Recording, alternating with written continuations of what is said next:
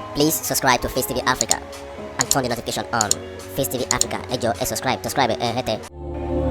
Face TV was Swoby.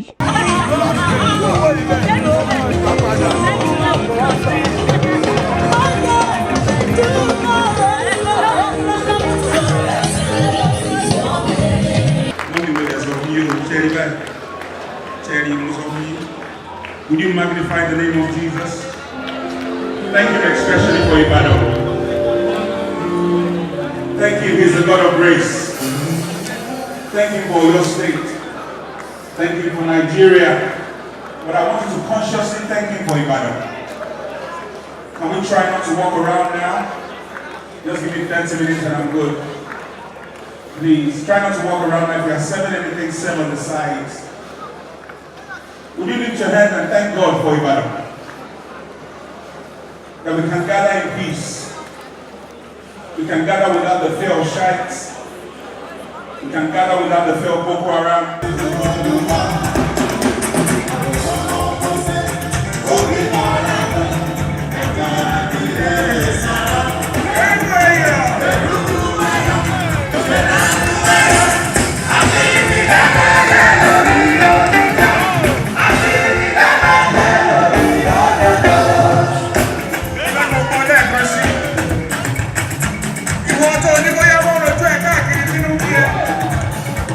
Only 1960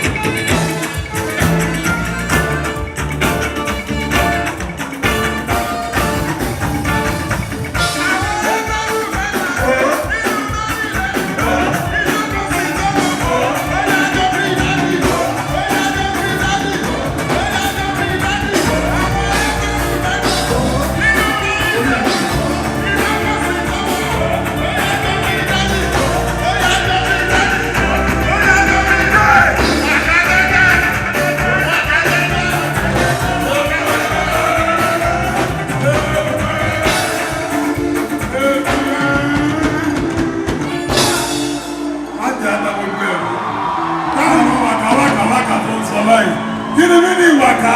Dárí ìwàká jẹ́jẹ́, wọ́n mi gbé. Torí rẹ̀ mo ṣe sá. Torí rẹ̀ mo ṣe sá. Torí rẹ̀ mo ṣe sá. Torí rẹ̀ mo ṣe sá. Orí ẹ̀fẹ̀. Orí rẹ̀ mo ṣe sá.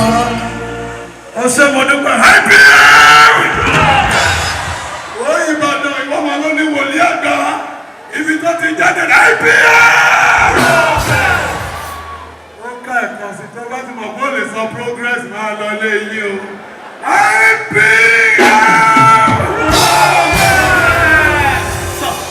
Mo sọ mo dúpẹ́ lọ́wọ́ ẹ lè jókòó èmi ò ń sọ lórí onísìlè mi sábìsì ni mo máa ń ṣe ń tèmi ẹ lè jókòó. Bí Bọ́lájí àti wọnú ìjọ wòlíì àgbà. Ẹ̀yin akọrin orin ìbẹ̀rẹ̀ pápápá ìṣẹ́jú mẹ́wàá mo fẹ́ lò. A fẹ́ wọnú ìlú orin wa lọ ní àṣálẹ́ yìí. A lè wọnú ẹ̀ a máa kà á ní. A ní ká wọnú ẹ̀ lọ lórí igi ni. Dájú sẹ́kì ńlá abẹ́rẹ́lá. Ó bẹ́tà kan ọ̀la onílà tèmi máa ń mú ọmọ.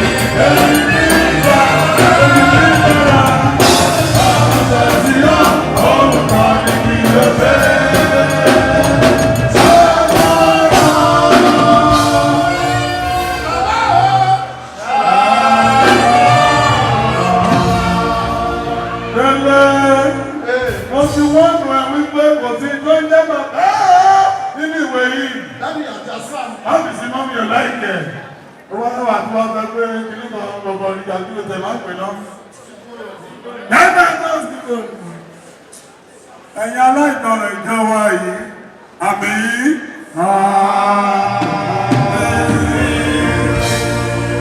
Ẹ̀yin aláìtọ̀rọ̀ ìjọ wa, ẹ̀yin aláìtọ̀rọ̀ ìjọ wa, ẹ wá kúnlẹ̀ báyìí. Ẹ jẹ́ á gbàdúrà fún yín. Ẹ̀yin disobedient children, olórí aláìtọ̀rọ̀, olórí aláìtọ̀rọ̀, ẹ lọ kúnlẹ̀ báyìí. Dábì mo ti ń gbọ́. Ó gbọ́dọ̀. Dábì mo ti ń gbọ́. Ẹ̀dọ́gbọ̀n ọ̀gbọ̀rọ̀, àtúrọ̀, mo wọ́n dẹ̀, wọ́n dẹ̀, máa ń ṣe wẹ́dì, òṣìwẹ́dì, ó gbọ́dọ̀. Dábì mo ti gbọ́ ẹ̀wọ̀ wẹ́dì tí mo ṣe mi dédé ṣe o. Ìgbàdo ní kó ti ń ṣe mí kìkìkìkì. Fún mi wá dídá àwọn akọrin ìjọba máa bá yín pé dédé ti fọ́ òun lónìí ní gbogbo nǹkan tí mo ṣe o. Ó bẹ́ẹ̀ tá à ń dá yẹn o. In fact, Màríà gan, ìyẹn náà díẹ̀ ló kù, Ọlọ́run ló jọ mí. Màríà èwo? Màríà àwọn díẹ̀ kan náà. Wọ́n díẹ̀ kan tí mo wọ̀ inú máàkù ló wà ní máa ti. Wọ́n díẹ̀ ọmọ yẹn lẹ́yọ. Lẹ́yìn ẹ̀sán wọ́n díẹ̀ wá nìyẹn. Wọ́n díẹ̀ àgbàdo lẹ́yìn méjì. Ọmọ náà pè wọ́n díẹ̀. Olúwa dáríjà àwọn ọmọ rẹ̀. Ẹ bọ́ sí ní pápá àpá. Yá wọnú ìsìn wa lọ. Ẹ káàbọ̀ sínú ilé Olúwa lẹ́ẹ̀kan sí. I want to celebrate my mother in the house and of course all the ministers of God here. I want to celebrate you. Thank you so much. My name is Wòlíì Àgbà. So ní báyìí mo fẹ́ wọnú ìwàásù lọ. Ta ló lòdò yìí? Dábì ṣíṣì ni. Ní kó yọ ọgbọ ẹ̀ mo fẹ́ lòdò. Dábì mi ò lè yọ o. Ó lè yọ. Bàbá mi ti ní kí yé máa yọ mọ́. Bàbá ẹni kò yẹ máa yọ mọ́. Get out! Get out! Tá bàbá ẹ lẹ́yìn. Bàbá dábì náà yọ. Get out! Tá bàbá ẹ. Dábì ṣe bí ọlọ́gùn ẹ̀dẹ̀ lọ tí kò sí ìlú lọ́wọ́. Ìgò ò lè pàdé ìgò lójú. Ìgò tẹ̀mí ju ti ojú ti ẹ̀ lọ. Dábì sáà mọ bàbá yìí. Kálẹ̀lẹ̀. Sẹ́kùn lẹ́lẹ̀ àbúrò dábì ọmọ bàbá sọ́jà. Bàbá. Sọ́jà. Ẹ wá gbàsọ lọ́nu ẹ̀. Ọ̀rẹ́ mi. Kí bàbá ọmọ ọ̀rẹ́ mi ni ẹ̀. Sọ́rí o. Bàbá ẹ̀ kọ́. Wọ́n ti lọ sójú ogun. Bàbá àti pààyàn ní báyẹn o. Ẹ̀mẹ́yàn òjò wọn lójú o. Aṣọ ẹ̀dá. Ṣé náà wà? Láti ṣe kí ni? Ẹ bá máa lọ. Ẹ fún láṣọ kó wọṣọ tó bá máa wọṣọ jọ. Ìwọ ló mọ̀. A Anyway, I want to wàásù lọ. Tẹ́tí gbọ́ ìwàásù. Oh yes. Tẹ́lẹ̀. Sir. Bẹ́ẹ̀ni sí John 11:42. Jésù sì wí pé. Jésù wí pé. Ẹ yí òkúta náà kúrò. Ẹ yí òkúta náà kúrò. Aráyé burú. Wọ́n ti fi òkúta dín Lásárù pa. Bẹ́ẹ̀ni. Wọ́n ò fẹ́ kó dé èèyàn wọ́. Yes sir. Wọ́n ò fẹ́ kó dé ìlànà. Bẹ́ẹ̀ni. Jésù wá wí pé. Bẹ́ẹ̀ni. Ẹ yí òkúta náà kúrò. Bẹ́ẹ̀ni sir. Ó yẹ lọ yí. Ẹ yí kúrò. Bẹ́ẹ̀ni sir. Òkúta tó wà bẹ́ẹ̀ yí kúrò. Bẹ́ẹ̀ni sir. Ẹ yí kúrò. Ah. Wọ́n ní kó yí kúrò. Bẹ́ẹ̀ni dadi. Wọ́n ti búlọ́ọ̀kù dẹ́sínì ẹ̀gbá. Wọ́n lọ pé Lásárù kò lè jí mọ́. Jí mọ́. Wọ́n wá ní ẹ yí òkúta náà kúrò. Yes sir. Màtá àti Màríà. Wọ́n ní Jésù ó pẹ́. Bẹ́ẹ̀ni. Tó ti wà bẹ́ẹ̀. Yes sir. Ẹ lọ sí 44. 44. 44. Nígbà tí ó sì ti wí bẹ́ẹ̀ tán. Nígbà tí Jésù wá wí bẹ́ẹ̀ tán. Ó kígbe ní òun rárá. Ó kígbe lóhùn rárá. Wípé. Wípé. Lásárù. Lásárù. Jáde wá. Jáde wá. Lásárù. Ẹ mẹ́rin ló wà bẹ́ẹ̀. Dádì ẹ̀kọ́ mi ìgbà tí ò jáde yìí. Tó pè bẹ́ẹ̀. Lásárù. Lásárù. Jáde wá. Jáde wá. Ní sùúrù jáde. Kò sí bẹ́ẹ̀ mọ́ ni. Ó wà bẹ́ẹ̀. Tó pè. Lásárù. Lásárù. Jáde wá. Jáde wá. Ẹ ṣé tí ẹ dì ní. Ìgbọ́n ń dà wọ́n ẹ̀. Ẹ dátọ́lẹ̀ ìkan ni mo lọ tó nìkan bẹ́ẹ̀ bọ̀ ẹ̀. Ó ti dàrú jọ ọmọ Lásárù ṣe jọ. Dádì mo ti sọ fún kí bàbá tó ṣe lẹ́sàn. Mo ti ní kẹjẹ ṣe ẹ ti ní pé ládébí sábà tí ma ti jáde. Ẹ̀mẹ̀sán. Kí ló máa ń tẹ ẹ̀gbọ́n gan náà? Ẹ má tù. Ó yà tó lè wọ wàásù. Dádì mo ti gbà fún àǹfààní tí a fún mi láti wàásù. Ó tọ́ pẹ́. Turning up with big P 9.0 là ń ṣe dádì. Náà orí ẹ̀kọ́ yẹn. Dádì ọ̀pọ̀lọpọ̀ àwọn tó wà bí ni wọn kì í gbọ́ ìwàásù. Ó dá wọn lóhùn. Tọ́ba ti wà nínú ilé Olúwa. Tí àwọn ìránṣẹ́ Ọlọ́run bá ti ń wàásù. Ìgbà yẹn máa ń jáde. Ìgbà yẹn máa ń rún mi. Ìgbà yẹn máa ń rún jù. Lásárù tiẹ̀ ti wẹ́ tẹ̀ fóònù. Àbí kan ń dà wọ́n ẹ̀. Wọ́n á sọ ọmọ wàásù ẹ̀ lọ. Dádì ẹ bá mi ṣí John 15:1. Èmi àbáwọ̀ ìjọ. Ẹyin ní sà. Orí ẹ̀kọ́ jáde. John 15:1. John 15:1. Kà á síwájú. John 15:1. Kà á síwájú. John 15:1. Kà á síwájú. Adájọ́ mo ń ṣẹ́gbẹ́ orí ẹ̀ ni. Ìwọ ni kà á síwájú, mo ń ṣẹ́gbẹ́ ẹ̀ ni. Dádì mo ṣe máa ń sọ nìyẹn. Àbámisọ ẹ kà á síwájú. Torí kí ni? Dádì kà á ni. Ó lè pè mí lórúkọ ní ibi bẹ́ẹ̀ ni ẹ kà á síwájú. Ẹ kà á síwájú. Èmi ni I am the true àbí kí ló pè é? John 15:1. I am the true vine. Ní èdè Yorùbá. Kí ló mọ̀ tó ń jẹ́ báyìí? Dádì mo mọ báyìí. Èmi ni àjàrà tòótọ́. Wọ́n ẹni ní àjàrà tó tọ́. Wọ́n dádì ẹ kọ̀ntínú láti rẹ̀. Èmi ní yẹn tún pè. Èmi ni àjàrà tòótọ́. Èmi ní àjàrà tó tọ́. Dádì kọ́ lè yí àwọn ìjọ. Ibi èmi ní yẹn fi délé sí. Délé sí wo? Ibi èmi ní yẹn. Ó fẹ́ ṣẹlẹ̀ náà lẹ́yìn. Wọ́n kà á síwájú sàmì ní àsìkò púpọ̀ láti lò. Mo ní kó o máa ń pè mí lórúkọ ẹ kà á síwájú. Ẹ kà á síwájú. Délé ni àjàrà tòótọ́. Wọ́n délé ní àjàrà tó tọ́. Dádì ẹ lọ sí passport. Bàbá mi sì ni olùṣọ́gbà. Bàbá mi ìyẹn dádì sí ní olùṣọ́gbà. Ẹnìkan bẹ́ẹ̀ jẹ́ ìyàrá lẹ́yìn. Wọ́n onídàájú ti sọ yẹn. Oh God. Àwọn ọ̀sùn ọ̀ṣẹ́fẹ́ ẹnìkan bẹ́ẹ̀ jẹ́ ìyà ní ìrọ̀lẹ́. Dádì ẹ lọ sí passport. Ẹnìkan á di ìyá jẹwé yá. Passport. Ẹ máa gbé inú mi. Ẹ máa gbé inú èmi délé. Máa ká lọ.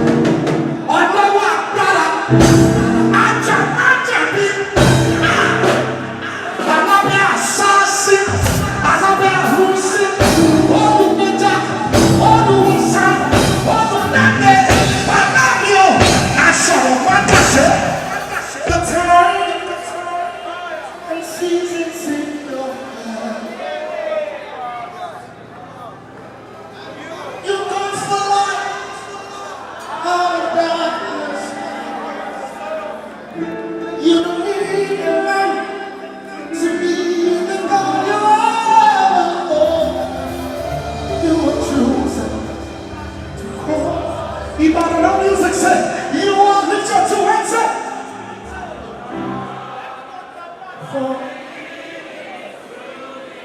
Come on, declare it. Lift your hands up.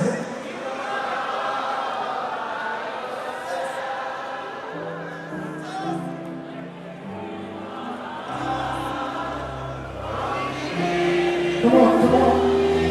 Come on, press into that.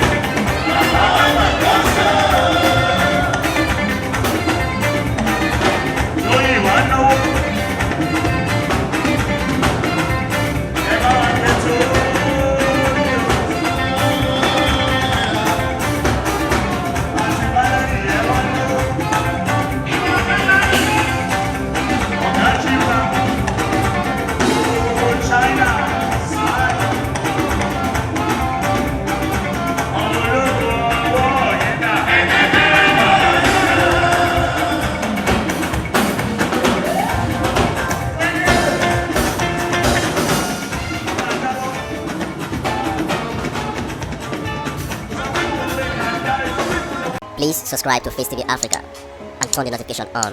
Face TV Africa, ẹ jọ̀ọ́ ẹ subscribe, hete.